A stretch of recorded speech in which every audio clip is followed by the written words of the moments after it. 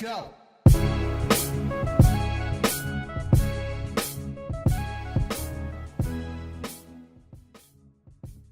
Welcome to the PRCA Fuse Podcast. This is a really special one. I'm recording this on the 22nd of December, and it's been 5 days since the CEO of the PRCA, Sarah Waddington, appeared on the Today programme with Martin Sorrell, and it was an interview in which he declared the end of PR. I caught up with Sarah after I heard it to get her to unpack this conversation a little bit more, ask her to reflect on some of the key points of disagreement and agreement in the conversation, but also to get some key takeaways for the PR industry. So expect a good one, as Sarah doesn't pull any punches as ever, and enjoy. Sarah Waddington, thank you very much for joining me. Really great to be here. Oh, well, I mean, this is going to be the hottest topic of the hottest podcast of this year. I feel like it's been blowing up. I've just seen it everywhere, all over LinkedIn, all over PR Week. Everyone's talking about it. You've got the industry buzzing. But the first question is, we're recording this for listeners on the 22nd of December, so Christmas is just around the corner. Martin Sorrell, nice list or naughty list? You can't ask me that. Well, obviously, hugely respect the career that he's got behind him, but I'm putting him firmly on the naughty list this year, so Santa Claus is not coming down his chimney. I think a lot of people in the PR industry would agree with you there, and I think clearly you've had a lot of backing. Can you explain to listeners, because maybe not everyone will have listened to this, but how did this come about? And very briefly, in a nutshell, can you explain what was actually said during the interview? Sure. So this past week has just taken on a life of its own, quite frankly, and my LinkedIn is still completely lit. So I should say that it's absolutely crackers, but in a good way. And I'm actually kind of very thankful it's happened. So I should really say, Martin, you're back on the good list, because actually you've done me a huge favour, and we'll talk about that. But the long and short of it is I've done a number of different media interviews in the past, and I got a message on Wednesday night about 6:30 saying, "This is Jazz at Radio 4. Would you come on to the Today programme tomorrow?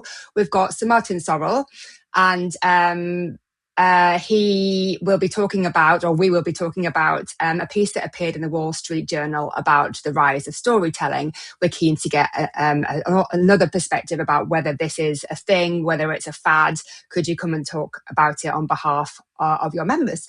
And so I was like, absolutely, can do that, no problem. And I was actually really looking forward to going on. I've never actually met Sir Martin before, and I thought it'd be a great debate, but also a particularly good opportunity for us both to talk about advertising and PR side by side in a way that would resonate with the general public, and that would hopefully land a few messages for us both, because I do feel like there's still an issue with understanding about PR and the breadth of what we do. So I was quite excitable. I had one email from someone who knew I was doing it who said, "I hope he's not too cantankerous." And I'm glad I got that, because it hadn't entered my head. But I was actually more prepped than I would have been, because I thought, oh, that's a funny thing to say. And then got on the radio. We all went live, and he was quite cantankerous, let's just say, and then declared PR dead. And that's kind of where everything kicked off. So I did my best. We had the interview, posted the clip online, and the PR industry really hasn't stopped talking about it since. Well, yeah, it's been 5 days since the interview, and I've seen lots and lots of posts about this. I've read lots of articles about this. What's it been like on your end? Have you? Yeah, tell me about some of the messages you've received, some of the posts that you might have been tagged in. I'll tell you about the ones that I can read or mention, because I got quite a few private ones with some quite fervent views about Sir Martin's approach and his interview technique, or his engagement technique.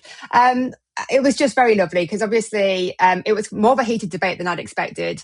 I had to listen back a couple of times, because you do it in the heat of the moment, and you want to get your key messages across. He talked over me quite a lot, and I was trying to get back to the theme of the interview as I'd been briefed the night before.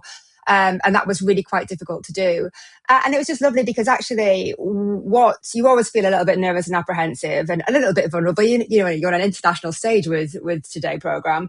And it was just really good to hear that not just PRCA members, but people across the industry felt I'd actually done a good job in talking about what public relations and public affairs is and can do, how it's integral to the an organisation's health and success. And they felt that I'd actually done a really good job in the face of adversity, really. And that was really nice. That was really helpful. And then actually what was really good is that there was this outpouring of what people felt PR was, which very much aligned with my views and where I see the industry going, which is important to me as a CEO of the PRCA. And I actually felt really buoyant and excited for next year because I think, like many, PR is on the ascendancy and we've got a huge opportunity in front of us.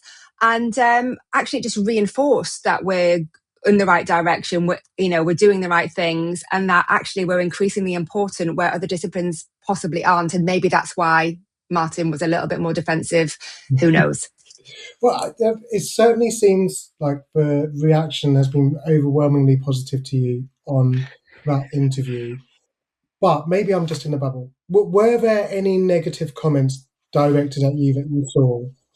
And I laughed. I had two very small ones, both from men who thought I was a bit snippy, which fine, I can take on the chin. I didn't think I was the snippy one, but all right. And no, not really. I think there were a couple of people, and I completely understand this, by the way, said that they didn't really enjoy listening to the interview because at times it was very jumbly, as it were, because there was at one point where I was talking, Sir Martin talked over me, and then Justin tried to intervene. And I get that. But I maintain that Sir Martin would have dictated that entire interview if I hadn't taken some control. I've been in that position lots of times, and you do have to find a way, including in the boardroom, by the way. And if Sir Martin had done his homework, he probably would have realised that I wouldn't have stopped talking because I would have wanted to find a way to finish my sentence, which we got to in the end. And thank you, Justin, for the presenter for allowing that to happen. If you were to take a guess at what the reaction's been like on Martin Sorrell's phone, with LinkedIn and messages afterwards, what do you think he would be saying? I don't know, you see, because part of me wonders whether anybody would say, Martin, that was terrible. I just don't know. I've thought about this a little bit. And it was interesting because PR Week did a follow-up and it's gone in this morning and he's kind of doubled down. And, apparently he says that he's had lots and lots of positive messages. And what was interesting, my mum watched it listened to it from a personal perspective, and my sister, and they were both up in arms about how they felt it was very rude. I think if he was honest about it, he would admit he came across badly. Does he care if it's his personal brand? Probably not. He probably thinks he did a great job. I'm still laughing because I think that message of flood the internet with content is the most ridiculous thing I've heard all year, possibly longer. And actually, I think his attitude towards me as a co-guest, but not just that, as a female, because I think you have to be really careful in this day and age, spoke volumes, made him seem outdated, and some of his content did too. I also think his view of public relations, and I'm hearing from a lot of his ex-employees, isn't accurate and never has been. So, do you know what? I see it as an excellent challenge. This is my job. This is what we do as a trade association. I'm going to leverage all this, try and get all those people who have engaged with us who are not members to become members, but to bring all that community together. And we're going to go out with a single voice to make sure that people really understand what we do and that you should be investing in public relations. And I would argue probably over advertising. Advertising is an important part of the mix. We're not part of advertising. We're not part of marketing.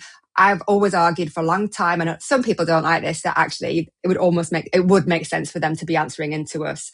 But that's a contentious one for another time, and I've done my contentious bit for this week. We're going to get into this a bit more, but I love what you're saying there. What was interesting, I think, was the topic of this whole interview was supposed to be about storytelling. Yeah. And there was an argument about whether storytelling belonged in the camp of PR or in advertising. I went away and did the research. So I found that article in the Wall Street Journal. I saw that these companies like Microsoft and Vanta were advertising for a head of storytelling. I found the guy that has that job currently, and his background is in corporate comms. And there we have it. You know, I love the fact that you went there and Inspector Clouseau, he went. Going into that interview, you knew that Martin was going to be on there. Had you planned to go in and make that case to say that storytelling belonged in the world of PR? To be honest, I genuinely thought, probably very naively now, with a bit of hindsight, that we would have a parallel message, because advertising and PR does work hand in hand. And, we're talking to the general public. I just thought it was really interesting because, as PR people, we base all our work on listening. Advertising is, you pay to stick a narrative down someone's neck, whether or not they want it. That is not what we do. I just thought it was really interesting because Martin got that audience wrong. I would argue that the majority of the general public don't really care if it sits with advertising or PR. They just want to, authentic facts and a narrative that they can trust from brands who demonstrate the same value set as them. And so I just thought it was a really interesting thing. But fundamentally, advertising, you're paying people to tell things, but we use that really important skill that is underutilized elsewhere, which is listening, and we bring authenticity. And I think that's really, really important. And like I say, we can help brands engage in ways where they're useful. And so you're not just broadcasting to someone necessarily. You're going into people's communities based around the interests that they've got, and you're doing it in a useful way. So it's not just about selling something there and there to kind of shift product units. It's about actually how can we do this to build reputation, build trust, and hopefully they'll become a customer, but also a lifetime customer because they get to know and like us, and it's a bit more of a genuine relationship. And it's interesting because we were supposed to have this discussion about, was this a new thing? And I did my homework and, talked about it, was ready to talk about being actually something that's come, well, I would argue it's storytelling is as old as time. But if you talk about it in a corporate setting, you can trace it back to the 1900s. But for me, there is a fantastic book that was published in, I think it was 1999, called Clue Train Manifesto. And that came, you'll know it, came on the back of the internet for very, very smart authors. And they helped revolutionize corporate comms. And they talked about how markets were conversations, and that successful companies would be those having conversations with consumers rather than trying to broadcast sales messages.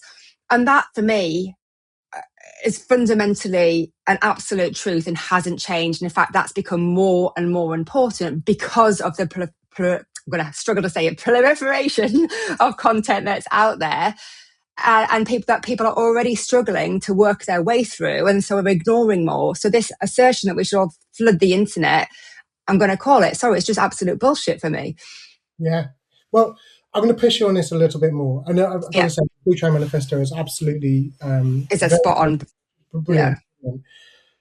Arguably, advertising has come along a long way from broadcast media. So you're right. Martin has come out and doubled down on it. As he told PR Week this morning, he said, if you're still talking about earned media as a standalone department, you've already lost. We're not here to save PR. We're here to build the scaled digital storytelling that replaced it. And he also talks, so he does talk about flooding the digital world of content. Okay. But then he goes on to another layer, which is about personalization and personalizing that content to the audience, the person receiving that, as being an effective strategy. Do you think that he's got a little bit of a point with the personalization side of things, or disagree? We can do that just as well. I mean, I don't understand why that has to sit with them and why it would sit with them necessarily. And I think what he misses is he sees us, when he says earned media, let's face it, he's still talking about media relations. That's what he thinks we do. He doesn't care anymore. He goes, that's what they do. In your box, go away.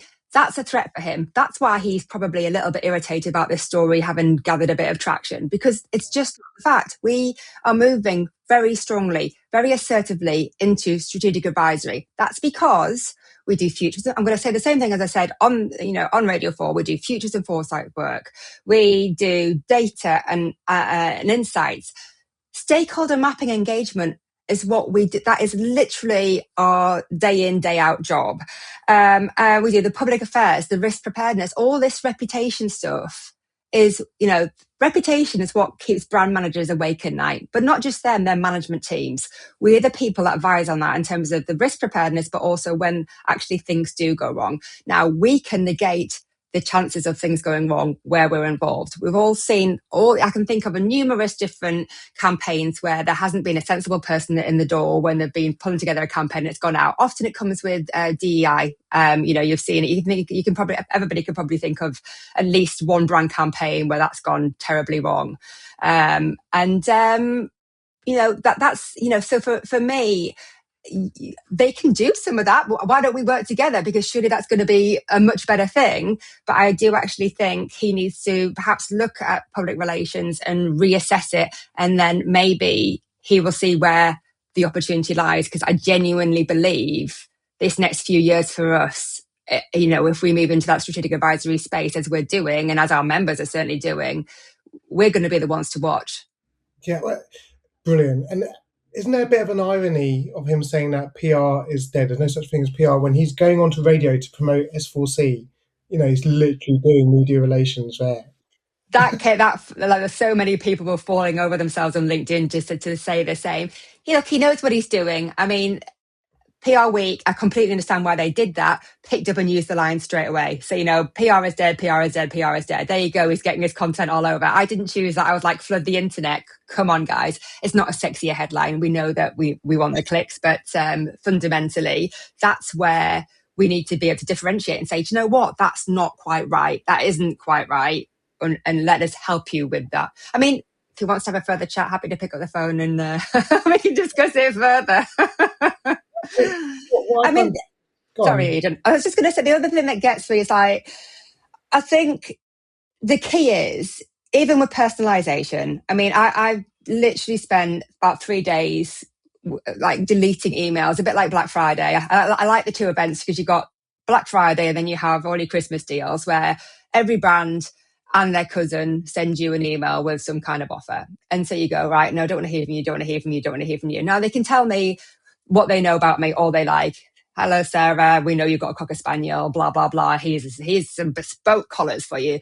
I don't care. Delete, off you go. So, I mean, if he wants to have brands that he's working with, they're happy to pay for all that, where it's just going to go and no eyeballs, just delete, that's absolutely fine. But what I would say is we're the specialists that can advise on what people will focus on, what will attract attention, earn trust, and critically shift behaviour. And that's the bit that you get from public relations that you don't get from advertising.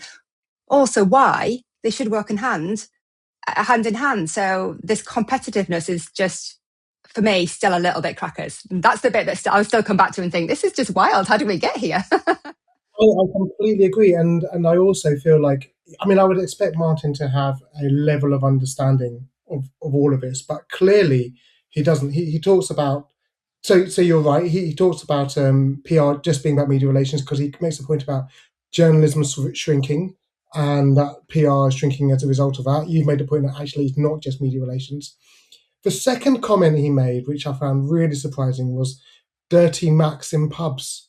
Oh, yeah. Now, do you know what? I haven't gone near that again because I just thought I'm not going to give that any oxygen. I was like, at first, I'll tell you where my head went to with that. So I went years back at a CIPR conference, actually, head to head with Max Clifford. I couldn't stand the guy. I couldn't believe he was getting airtime. There was already lots of question marks about him and investigations. And, at the time, well, I had my opinion there, as I always do. And at first I thought, is he talking about Max Clifford here? And I was like, oh my goodness, is it that? And then from everybody else, yeah. And then but then everybody else seems to have understood that as, dirty Max because he thinks we all wander around in. I'm not quite sure why he thinks Max. I was a bit.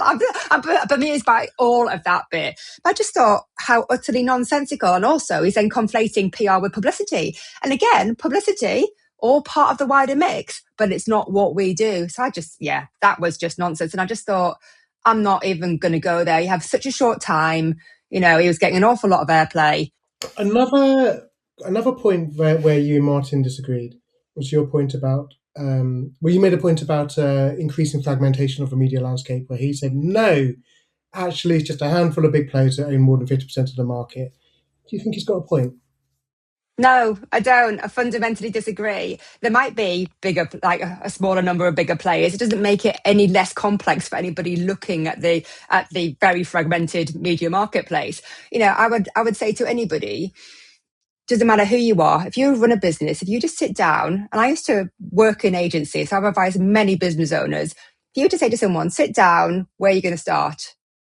It's almost an impossible task. You also, you have to understand such a array of different things, and also how algorithms work, and where audiences are, what communities they're in, what their interests are, because it's less about demographic than before. It's just nonsense. You can't just say, oh, just go to Facebook and just stick loads of money on there. That's really bad advice, and not anything that one of my members would do. So yeah, no, fundamentally, again, I just thought something you can't argue with, because the problem is when you're in a situation like that, if you start to, properly go at it, you're just going to go head to head. And I don't think that serves anybody, particularly when you're listening and you're the general public at home. So I made my point. There's a fragmented marketplace, fragmentation of the media.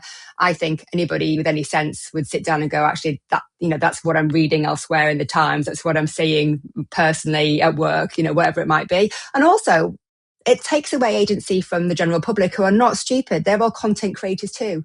We've all got an iPhone in our pocket. This clever little thing, or whichever phone that you might have, does a multitude of things. And most people will post on LinkedIn or Facebook or X every single day, creating some kind of content. So they know what it's like. A lot of people opt out of being on different channels because there's just too many platforms these days. So they know that from a very personal perspective. And certainly from a practitioner perspective, whenever, when I'm working on stuff, I can see, the rise of platforms like Substack, for example. And actually, we know that from studies of Geo, that niche websites can actually have greater influence than some of the bigger publishers out there as well. So, yeah, I agree with you. Knowing what you know now, that Martin was going to come out and say there's no such thing as PR anymore. If you could go back in time and do this interview again, what else would you say? I think that's a really difficult one, because he was going to be bullish regardless. And like I said before, I didn't want to give any airtime to that particular phrase. I probably would have gone in harder with the argument that PR is on the ascendancy and why. And I would bring in the point there as the one that I did manage to squeeze in towards the end, is that actually people are looking to us more and more. And I said this, but if you looked at any continent, there is not one not in need of professional storytellers, professional communicators. We foster communications, we broker understanding between disparate groups. Oh my goodness, in today's politicized society, we need that more than ever. We've got far-right rhetoric creeping in, and actually, creating an unsafe environment for colleagues, and we can help address that. We're really well positioned to do that. And I was having a conversation with someone the other day, talking about how the government is going to really struggle to achieve its big missions without grassroots support. Well, any government would, right? But who can they engage to do that? Who are working right across every single community in different ways to deliver messages, to listen, to engage authentically? That's us. So for me, we've got a really important role where communities have perhaps broken down a little bit. We talk about taking a village, but I look around now in terms of I've got a home office, and I'm looking at my street. It's not like when I was young and living at home with my mum, where we all knew our neighbours. I know Ruth across the road because she's got an elderly mum and I sometimes help out with her. I don't know next door. The people who I knew across there have moved. I don't know who the new people are. So not even in my very locality is there that village and community, where we're the people who can create that community, even if it's online. And so for me, I'm not having it any other way. We're the people that brands need, that governments need, that everyone needs right now to help make this society happier, healthier, because at the moment it's not very healthy. It's quite sick. Yeah, totally. And we need stories. We need hope. More than ever. Why is Labour not getting it right now? Because they've spent so long saying the Conservative Party has ruined the economy, which I kind of understood why they did in the beginning, but they haven't built an alternative vision, and then they haven't really put all their policies into action. And so nobody's feeling any different, and they don't even feel optimistic. Everybody just feels a little bit miserable. Thankfully, we've now got like the holiday season to, boost us and hopefully buoy us through a little bit and throw us into the new year. But it's really, really important that to have vision, to have optimism, to have belief, and advertising. I can't really say would deliver that. So, and finally, so you talked about the ascendancy of PR, the fact that we're needed more than ever now, and you talked a bit about the job ahead of us for next year. Apart from that, so if there's one thing that you wanted the PR industry and our listeners to take away from your interview and this, what would that one thing be? Hold your heads up high. I mean, I am super, super proud to have always worked in public relations. I'm very privileged to now lead the PRCA. I am genuinely excitable for the future. I think we have a massive opportunity, bigger than ever. Management need our services. They need corporate storytelling. They need us with the narrative work. And I think the general public also need us to help them understand where best to place their money. They care about the brands. They care about the world. So they want people who share their values, and that's really important. I think the one call to action would be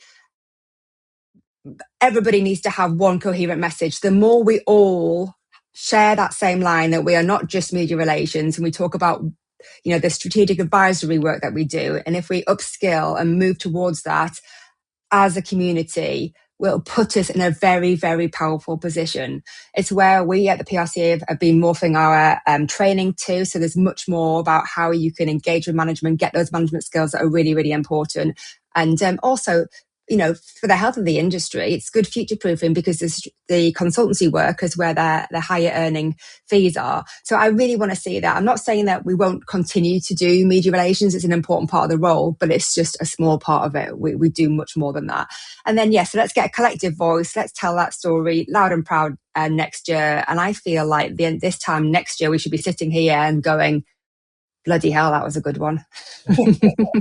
There you have it. Thank you very much, Sarah. That is your key message briefing for 2026 PR industry. We're moving into strategic advisory, moving away from media relations. Thank you. Thanks so much. Lovely to see you, Adrian.